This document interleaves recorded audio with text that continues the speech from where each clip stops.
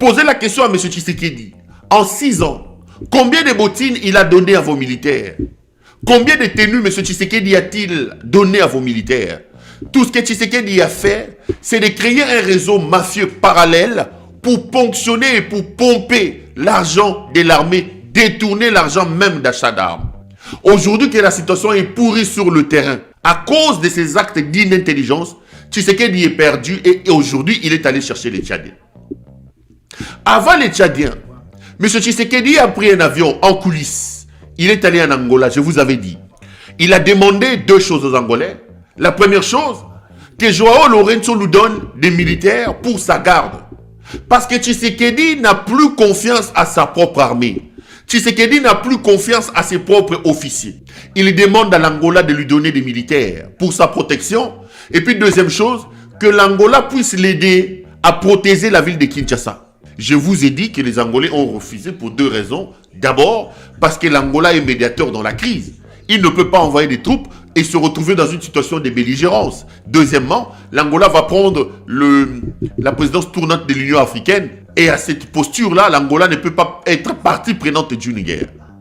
Maintenant, il vient de se tourner vers le Tchad. Mes informations indiquent que Tshisekedi a promis aux Tchadiens des mines et des millions d'argent pour que les Tchadiens viennent l'aider à sa rescousse. Mais la question que je pose, il a dans notre pays les Burundais. Entre 10 000 et 16 000 Burundais sont sur notre sol. Ces Burundais l'ont aidé à un moment donné à freiner l'avancée de Corneille Nangaa à Goma.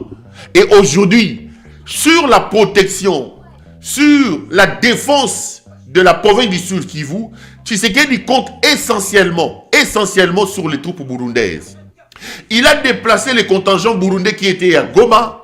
Il les a amenés vers la province du Sud Kivu. Et un autre bataillon est arrivé pour l'aider à protéger la province du Sud Kivu.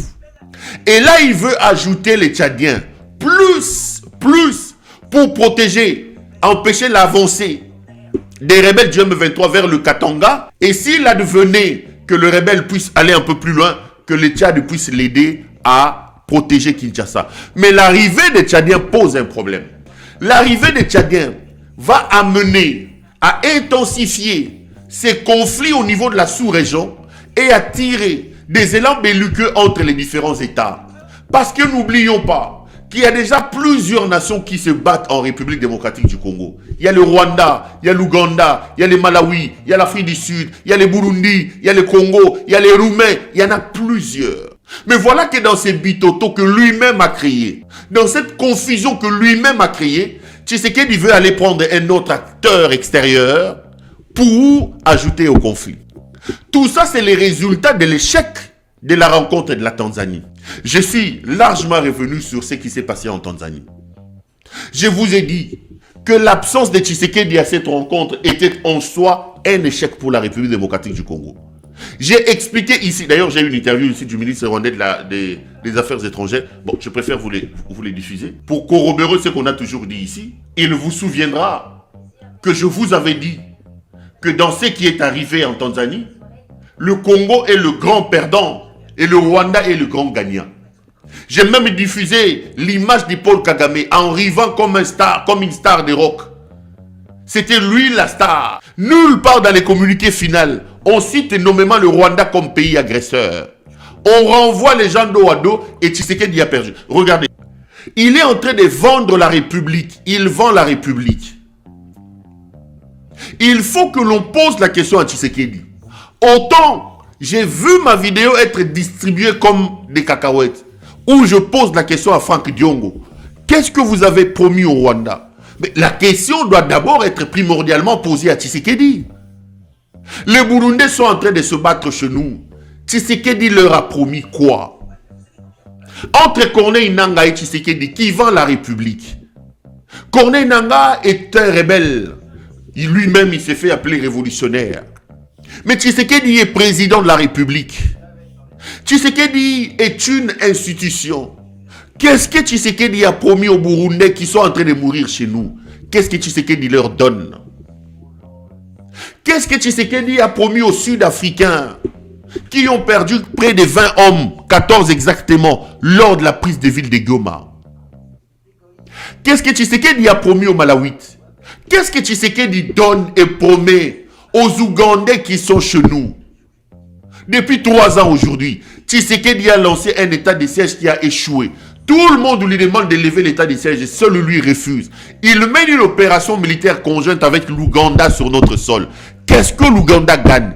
Quels sont les accords qui ont amené Tshisekedi à ouvrir nos frontières pour que l'Ouganda vienne travailler chez nous? Avant que l'on commence à poser la question à Onanga, aux yeux de la mission Rwandais, aux yeux de la mission Rwandais, promettre Bangonini. Mais commençons d'abord par poser la question à celui supposé avoir été élu. Parce que Tshisekedi a un devoir de redevabilité avec nous.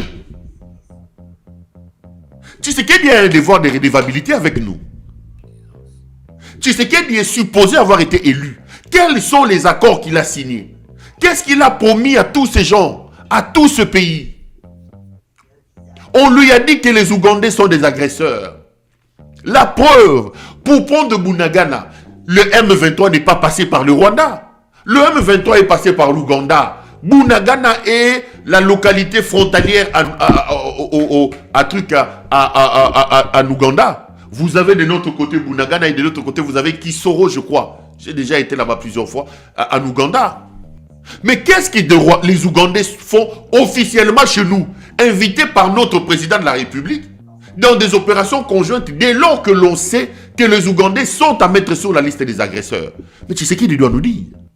Voilà comment Tshisekedi détourne l'attention. Voilà comment Tshisekedi joue avec les Congolais. Aujourd'hui, dans l'opinion publique faible en République démocratique du Congo, tout le monde dit le Rwanda pille chez nous, le Rwanda pille chez nous. Bazoé la mission sous Rwandais. D'accord, je suis d'accord. Nanga sous Rwandais.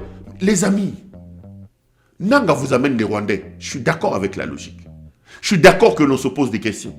Mais nous avons un président de la République supposé avoir été élu.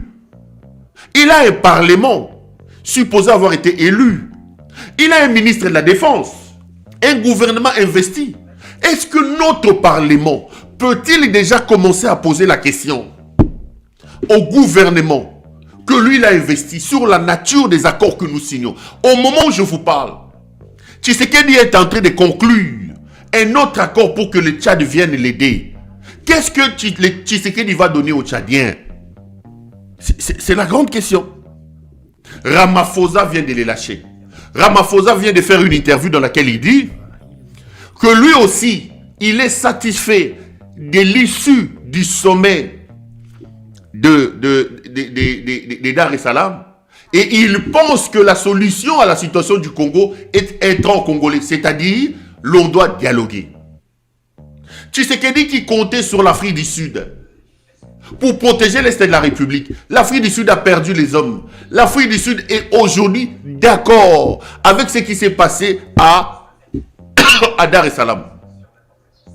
Vous voulez me dire, vous de l'UDPS, vous voulez me dire, vous les talibans, que Batounion Sobazalaka Mabé. Aujourd'hui, vous n'êtes plus en odeur de sainteté avec Ramaphosa. Bientôt, vous allez commencer à insulter Ramaphosa. Parce que Ramaphosa, Lelo, il fait une interview pour dire sa satisfaction par rapport à ce qui s'est passé à Dar es Salaam. Vous avez fui Dar es Salaam. Le Rwanda vous dit qu'il est totalement satisfait avec ce qui s'est passé à Dar es Salaam. Moi, je vous dis qu'à Dar es Salaam, le vainqueur, le gagnant, c'est le Rwanda. Tshisekedi est le grand perdant. Le conflit commence aujourd'hui à naître aussi avec Ramaphosa. Parce que Ramaphosa voit la réalité. La réalité, c'est quoi? La réalité, c'est ce qu'on appelle M. Tshisekedi à dialoguer. Tu es faible militairement. Tu es faible diplomatiquement. Tu es faible, Nagnon surtout, faible. Il faut tenter la piste de la négociation. Je ne comprends pas ce qui se passe dans la tête de Tshisekedi. Je ne m'explique pas. Posez la question à Tshisekedi. Il y a quoi dans sa tête? Qu'est-ce qui se passe dans la tête de cet homme? Moi, je suis perdu. Moi, je suis perdu. Il vous a ramené les Burundais. Est-ce que le Parlement peut-il poser la question? Sur base de quel canal? Sur base de quel accord les Burundais sont en train de mourir chez vous? Qu'est-ce que le Congo donne aux Burundais? Qu'est-ce que nous avons donné aux Sud-Africains? Les Malawites qui étaient chez nous, Bazouinini. Nous n'allons pas accepter que Tshisekedi, dans sa folie, viennent empiler les armées des pays étrangers dans notre sol. Nous ne pouvons pas accepter que notre trésor public sorte 432 millions de dollars en procédure d'urgence alors que nos militaires ne sont pas payés pour donner aux Roumains et permettre à Franck Koutoumba Munda et Kao Mandungo de devenir des millionnaires. Toza peuple nini. Maintenant, pour vous détourner de l'attention de ça, pour vous distraire et amener le peuple à ne pas poser de vraies questions, on vous tourne vers Corneille Nangaa. Azoya na Barwandais, azoya na Barwandais. A promettre Barwandais nini, a kopesa bango nini. Bako momambo kanabiso, bako balkaniser mbo kanabiso. Mais les Tchadiens que Tshisekedi amène aujourd'hui, le Tchad est en route. Tshisekedi a promettre bango nini. Les Tchadiens, les Burundais qui sont au sud Kivu, Tshisekedi a promettre bango nini. Des mines d'or. Oh, bazo copier dans sud Kivu. Tshisekedi a pesi bango nini. C'est la question. C'est là qui m'amène à vous dire ce que je vous ai toujours dit. C'est bien de trouver le diable ailleurs. C'est bien de dire que l'enfer c'est l'autre. Biso tozalaka na responsabilité. Biso tozalaka ba innocent. Le diable c'est toujours l'autre. Lui, il détourne l'attention. Lui, il détourne l'opinion en vous faisant braquer les caméras vers Corneille Nangaa et ses alliés rwandais. Nous sommes en droit de poser des questions. Moi je n'en veux à personne. D'ailleurs j'encourage. C'est moi ici qui a lancé la polémique avec Franck Diongo. Quand je lui ai posé la question, dites-nous, qu'est-ce que vous avez promis aux Rwandais? Ils ont pris ça. Ils vous détournent l'attention et vous font braquer les caméras vers Corneille Nangaa. Mais à côté ici, Corneille arrive avec le Rwanda. Tshisekedi arrive avec qui? Corneille arrive avec le Rwanda. Mais Tshisekedi arrive avec quoi? Les Tchadiens, les Burundais, les Ougandais, les Malawites, les Sud-Africains. Apesi Bangonini. Il expose la République au ridicule. Mais les lots Zoroloba, le souffle qu'il tentait d'avoir avec les évêques, Tshisekedi Ali, il commence aujourd'hui encore à jeter le discrédit sur les évêques. Mais qu'est-ce qu'il veut exactement, Tshisekedi? Qu'est-ce qu'il veut? Il a donné son accord aux évêques. Je vous ai dit, Tshisekedi aujourd'hui, son problème, c'est de négocier qu'on les laisse finir son mandat de 2028. Vous n'entendrez plus parler de cette histoire de révision de la Constitution. Augustin Kabouya, il parle plus de ça. Jean-Pierre Bemba ne parle plus de ça. Ouembata, André Mbata, venez reparler de la révision de la Constitution. Les évêques viennent à la rescousse. Mais les amis, nous sommes faibles partout. Au moins battons-nous pour créer l'unité nationale. Même de manière Yalokuta.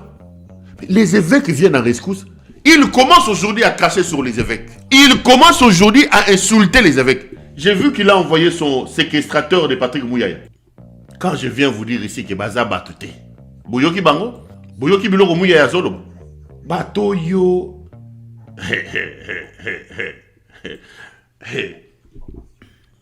Batoyo. Boyoki Biloko Mouyaya Zolo. Aujourd'hui, il commence à jeter du discrédit sur les évêques. Il commence à jeter du discrédit sur la démarche des évêques. Lorsque Mouyaya vous dit que les évêques n'ont pas condamné, nous allons retourner la même question à Mouyaya. Montre-nous où Tshisekedi a une seule fois condamné l'avancée de CNDP. Nous avons eu CNDP dans ces pays, Moutebousi, Laurent Kunda Batouare. Ils ont fait tomber Bukavu, ils ont fait tomber Goma. Tshisekedi et son père étaient dans ce pays-là.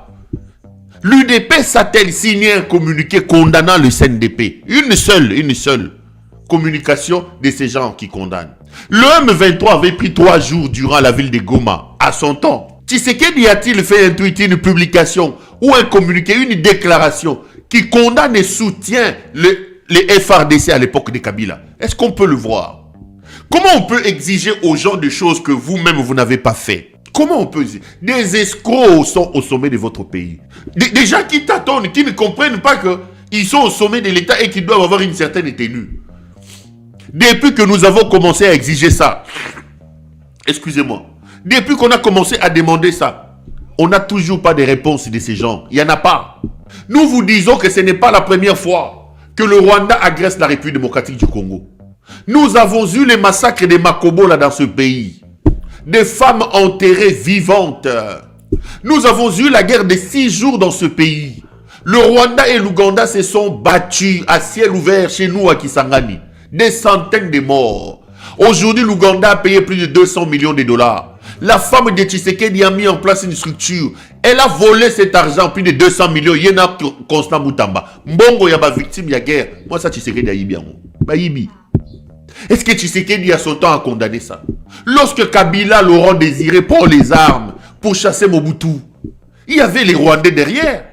Qui nous a dit que ceux qui viennent là sont nos frères? Puisqu'aujourd'hui vous criez Corneille Nangaa, il amène les Rwandais, L'UDPS parle des Rwandais. Mais ce sont les mêmes Rwandais que vous condamnez aujourd'hui qui étaient derrière Laurent Désiré Kabila. Etienne Tshisekedi nous avait dit recevez ces gens-là qui viennent, ce sont nos frères. C'est Etienne Tshisekedi qui a dit ça. Non seulement qu'il a dit ça à Kinshasa, il est même passé sur RFI, une radio internationale, pour dire aux Congolais ceux qui arrivent là sont nos frères. Tshisekedi ne savait-il pas que derrière Laurent Désiré Kabila il y avait les Rwandais?